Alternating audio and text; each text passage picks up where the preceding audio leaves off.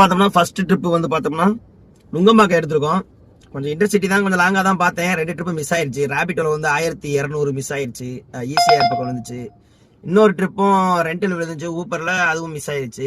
சரி உட்காந்துட்டே இருந்தால் வேலைக்கு ஆகாது அப்படின்ட்டு நுங்கம்பாக்கம் டவுனுக்குள்ளே போயிடலாம். ஸோ கண்டிப்பாக ஏதாவது இன்டர்சிட்டி ஏதாவது லாங் பார்த்து எடுக்கலாம் அப்படின்ட்டு புக்கிங் எடுத்தாச்சு. ட்ராப் பண்ணிட்டு டீட்டெயில் கஸ்டமரை வந்து பிக்கப் பண்ணுற இடத்துல வந்து பார்த்தீங்கன்னா ரைட் எடுக்கிற இடத்துல இந்த மாதிரி கட்டையை போட்டிருக்காங்க. நம்மளால் உள்ளே போக முடியல.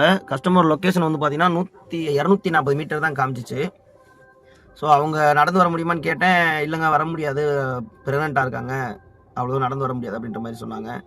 சரி சுற்றி போகலாம். ஆனால் சுற்றினா ரொம்ப லாங் மாதிரி தெரிஞ்சு கரண்ட் லொக்கேஷன் அனுப்பிச்சுடுறேன்னு இருக்காங்க. பார்த்துட்டு கொஞ்சம் லாங்னா இன்னும் 2 கிலோமீட்டர் சுற்றி போகிற மாதிரி இருக்கும்னு நினைக்கிறேன். இருந்தால் வேறு வழி இல்லை. சரி ஓகே போகலாம்.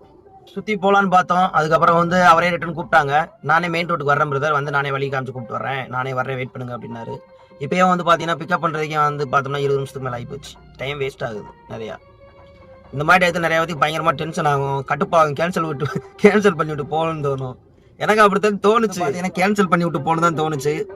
ஆனால் ப்ரெக்னெண்ட்டாக இருக்காங்க அப்படின்னு சொல்லவும் சரி எடுத்தாச்சு. தெரிஞ்சுக்கிட்டே வந்து நம்ம கேன்சல் பண்ணால் நல்லா இருக்காது. ஸோ அப்படின்ட்டு அதனால டைமிங் போனாலும் பரவாயில்ல, அந்த ட்ரிப்பை முடிச்சிடுவோம் நல்லபடியா அப்படின்ட்டு பார்க்கலாம். அங்கே போய் நுங்கம்பாக்கத்தில் போய் கொஞ்சம் லாங் ட்ரிப்பாக பார்த்து எடுப்போம். வேறு வழி வந்து பார்த்தோம்னா அவங்களை ட்ராப் பண்ணிட்டோங்க. அமௌண்ட் வந்து பார்த்தீங்கன்னா காட்டின அமௌண்ட் தான் வாங்கினேன். 445 450 கொடுத்தாங்க.